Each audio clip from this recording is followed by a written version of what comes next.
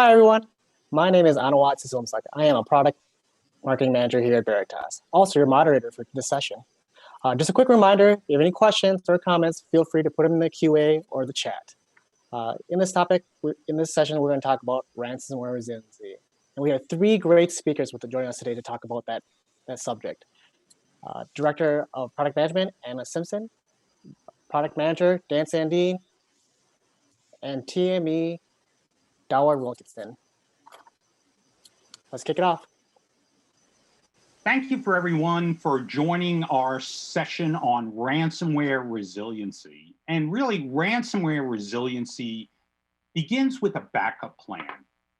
Ransomware is really taking front and center in the minds of many of our customers today. Really, it's a global pandemic in terms of ransomware. By 2021, we estimate the damages within ransomware will be as much as $20 billion. That's $2.50 for every man, woman, and child on the planet. And those are just the direct costs. There's indirect costs associated with ransomware, and that could add up to as much as $6 trillion, the FBI estimates. So with the rise of ransomware, Veritas is looking to seek to better understand how our customers need to protect their environment, detect their environment, and recover from ransomware if it were to strike them. So our strategy is really around protect, detect, and recover. And we want to ensure that businesses are resilient from economic crisis, global pandemics, malware, and provide resiliency from ransomware. And to do this, we've demonstrated through a lot of our messaging, which draws on the NIST cybersecurity framework. And it highlights how Veritas supports customers in the protection of their IT systems. So first we begin with protection. Protection is a proactive approach to making sure your data is secure as it possibly can be. These are the steps you take in advance of getting hit with ransomware. This is where you're hardening your environments and you're practicing and taking advantage of immutability. Next, we talk about detection. We want to tell you what you don't know, what hasn't been protected in some cases, and then give you some insight into the anomalous behavior that may be occurring that will give you an indication that ransomware is occurring in your environment. And then we want to talk about recover. And this is really where you apply the best practices, the best backups, or the best recovery solution to make sure that your recovery is at scale and automated. So these are the things, these three pillars are the ones that we believe that will help you to protect your environment and recover at scale for your backup environment. So now I'd like to introduce Dan Sandin, who's going to take you through the protection pillar. Thanks, Doward. Let's talk a little bit about protect. So when it comes to security, we've taken all of our security functionality and kind of put them into four pillars. One is identity and access management, commonly referred to in the industry as IAM. We have a lot of these controls that we're growing every release with additional functionality. So it's controls like how you log in with your password. It's role-based access control, which we call RBAC. We also have single sign-on now available within the web UI, and you'll see it soon in the Java UI. And all of those functionality and to make sure that only the people are in your backup system that should be, and you're auditing who's doing what within your application. So it's really important to make sure that you have those controls in place so you know who's doing what, and the rogue actor doesn't get a common password and log into the system and start doing negative things. The second main security control is data encryption. So ransomware, oftentimes people are aware that ransomware encrypts your data. But what it also can do is steal your data and then threaten to make it public. There was a recent school community in Arizona that they actually had all the grades of their students, for example, published on the World Wide Web. So it's really important that if a bad actor does get your data, they can't read it. So we've got a lot of controls in place to encrypt your data while it's at rest with our MSDP technology. And then we also encrypt data while it's in transit, and we protect your management layer data there too. So there's a lot of things we do today, and then we're continuing to improve control, make those controls deeper from a security perspective over time.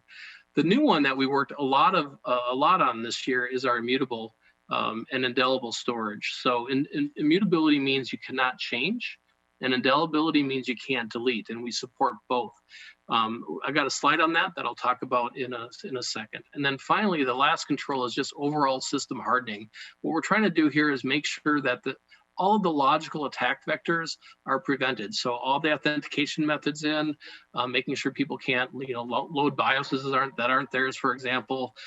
So we're trying to prevent any kind of logical attack vector into the solution, not just the backup software, but also including the appliance solution. So we're looking at it from all different attack vectors, and we're making sure that we're protecting your solution unless something happens to be right next to your hardware and can take a hammer to it, for example.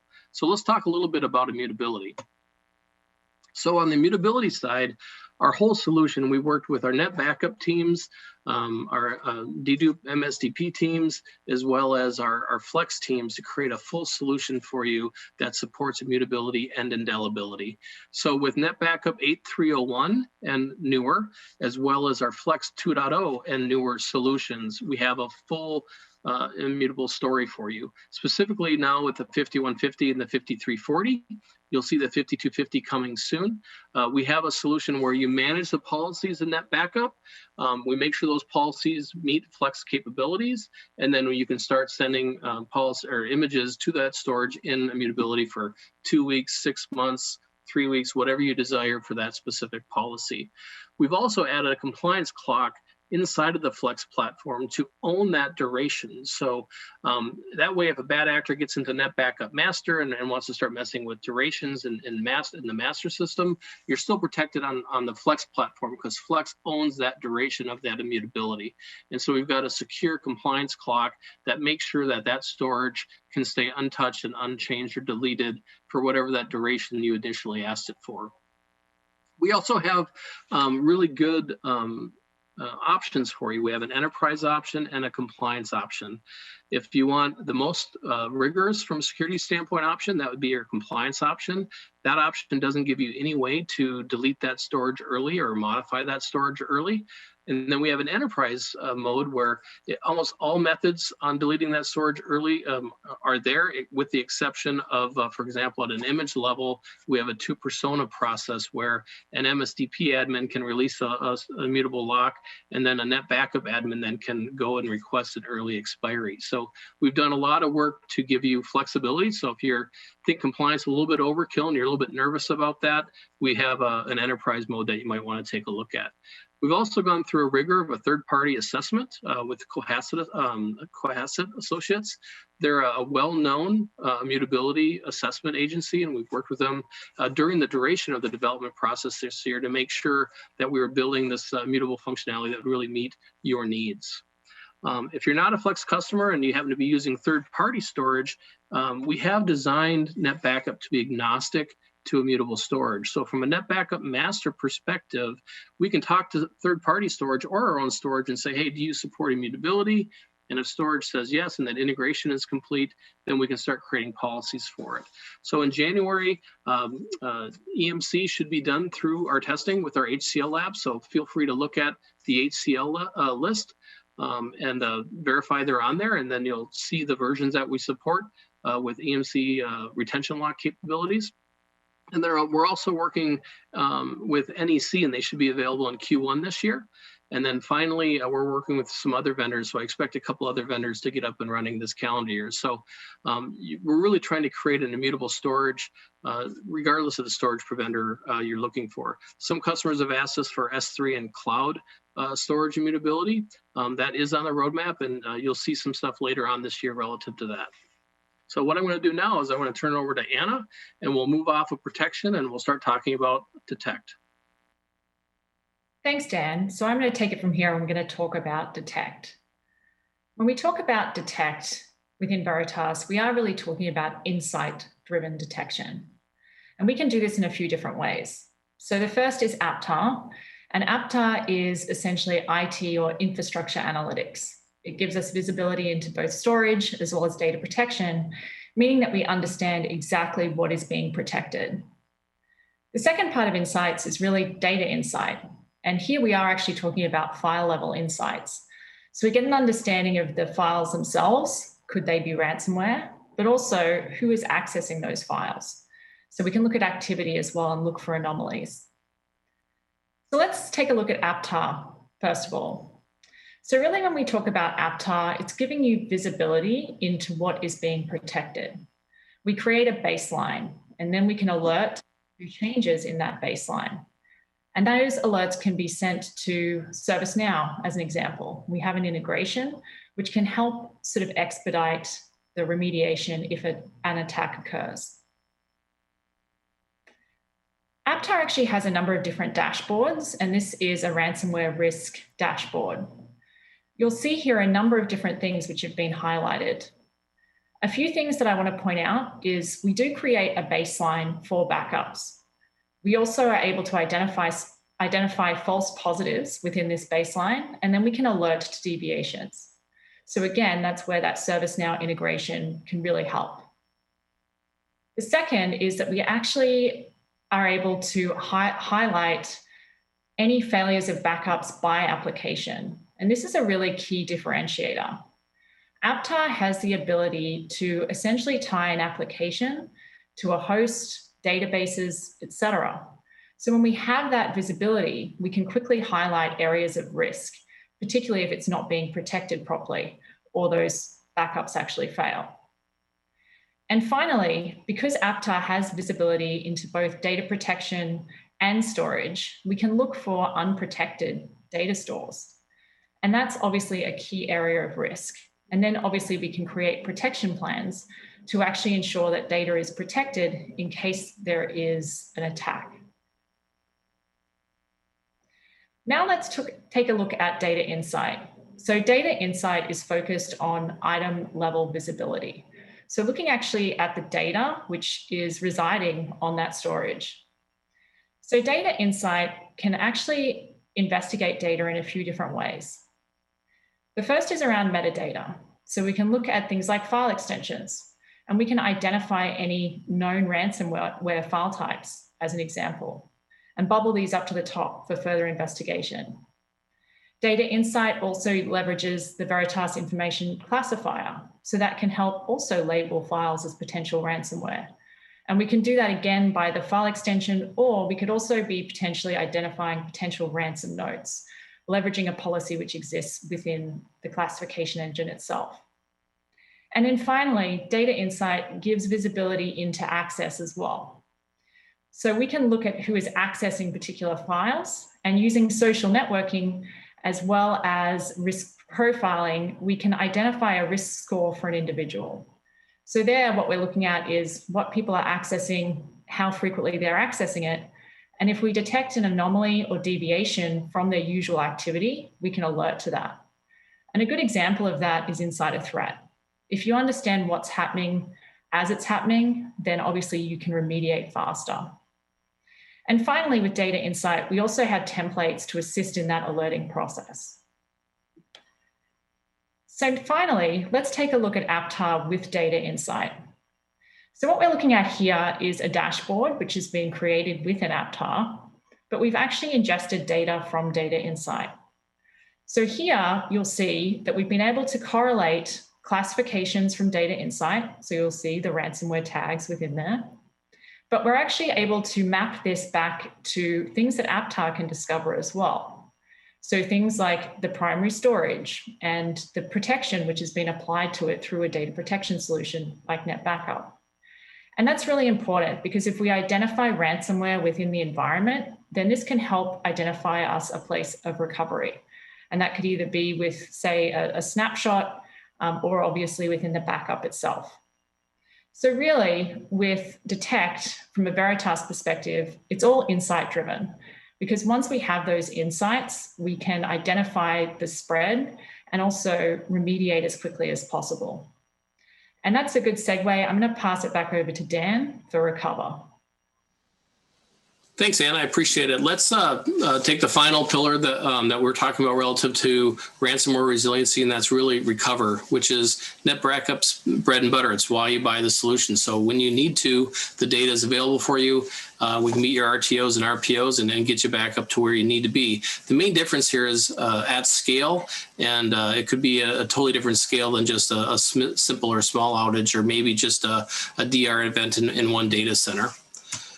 So you might have heard of something called the VRP. It stood for Veritas Resiliency Platform. We've taken that resiliency platform and put it into NetBackup, and it's now part of your license and maintenance agreement with NetBackup, and it's now just called NetBackup Resiliency.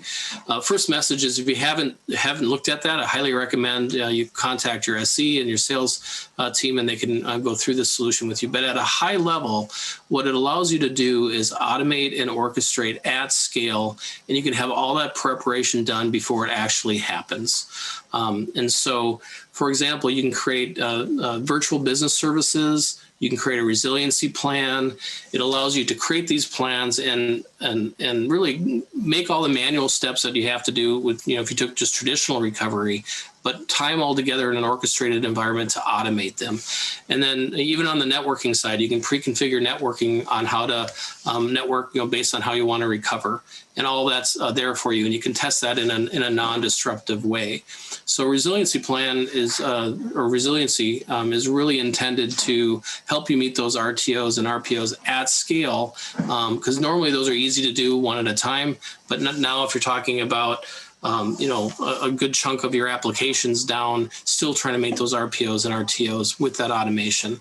So that's our resiliency platform for you. The last thing it can do is it can even, as part of the orchestration piece of this, we can even tie up to disinfecting. We don't do disinfecting ourselves, but let's say ransomware was in your environment and you can't go back too far and you want to verify that the ransomware is gone, you might want to disinfect it. It does allow you to stop, hit a API, you can script to whatever solution you want to use today and do that checking prior to re-entering in your environment. So it has that kind of capabilities as well. So you can really kind of fine tune it to some solutions you may be using today.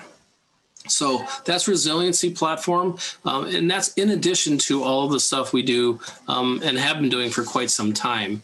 So continuous data protection, awesome solution when it's really, really important.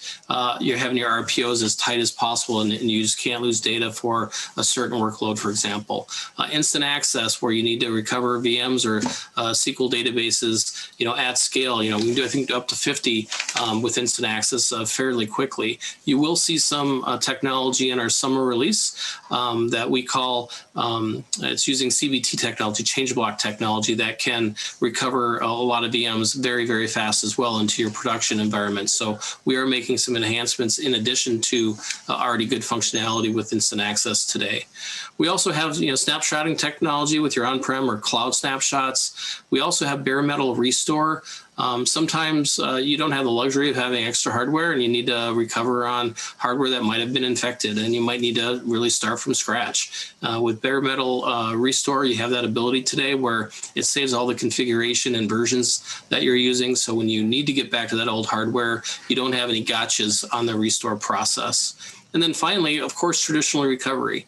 NetBackup's had that for a long time, and that's always available at your fingertips as well. It's all about having the options that meet your RPO and RTO objectives, and now it's all about doing that at scale. So with all these options available to you, we hope we have you covered, and we'll continue to invest heavily to make sure we maintain our leadership position in helping you recover, especially when ransomware hits.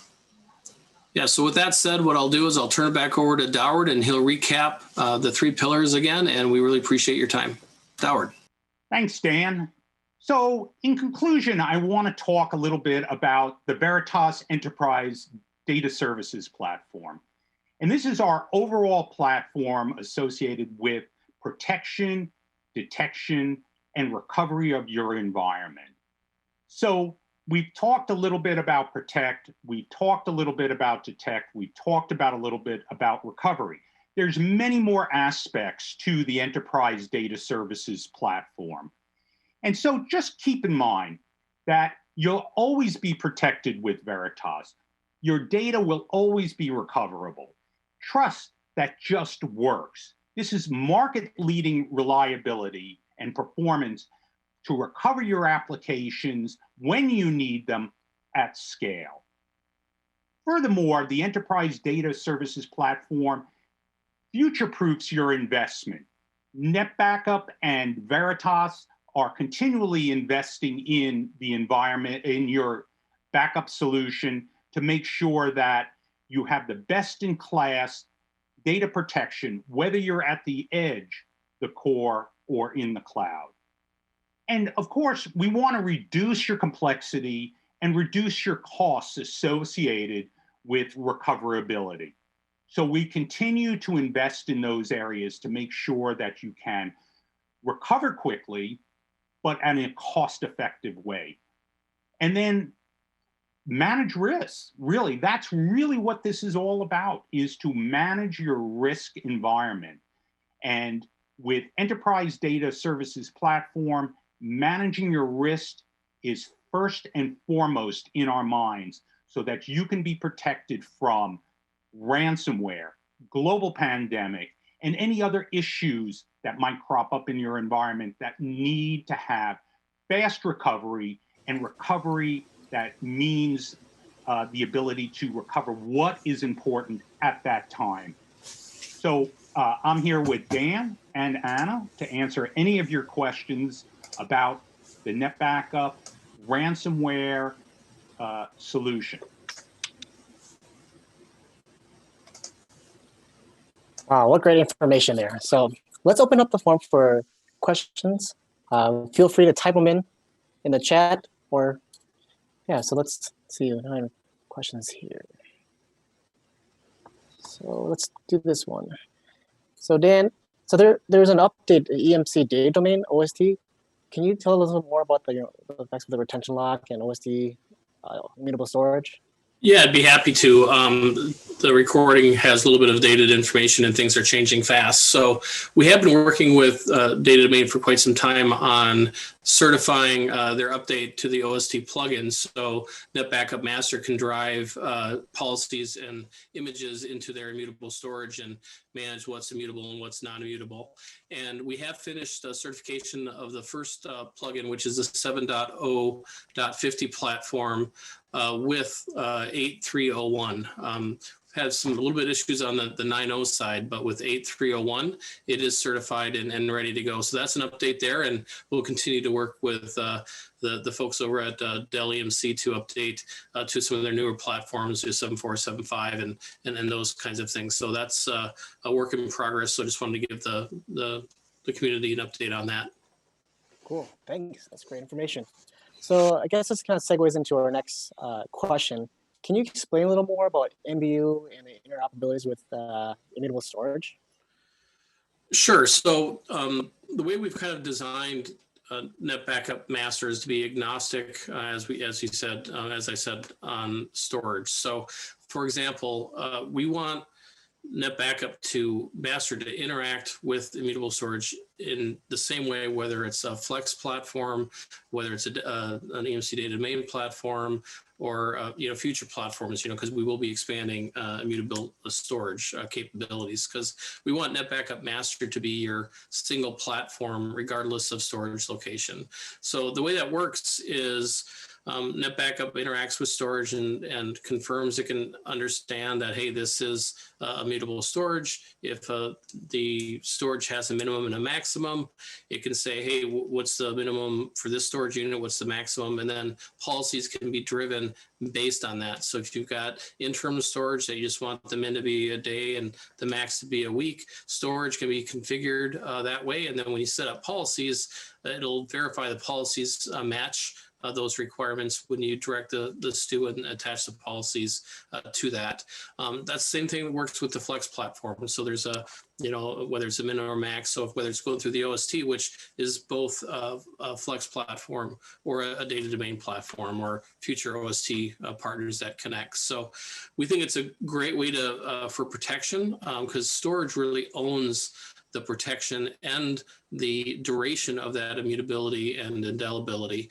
So NetBackup doesn't own that anymore when it comes to immutable storage. And the reason why that is we're trying to protect your data. So if someone takes over a NetBackup admin credential and tries to delete that storage early, we expect storage to delete or to ignore that request. And if someone hacks into the APIs and goes that route and tries to do the same thing, we expect storage to ignore that request and fail that request. So we think it's a really good way to handle security relative to storage. It gives our storage platform, flexibility in how we want to manage that immutability and create differentiation on that security as well. Excellent. Thanks for answering that, Dan. Okay. Well, I think we're going to wrap things up. I think I want to say thank you to our three presenters, Anna, Dan, and Doward. Thank you so much. This has been a very informational session. Thank you. All right. Thanks for joining.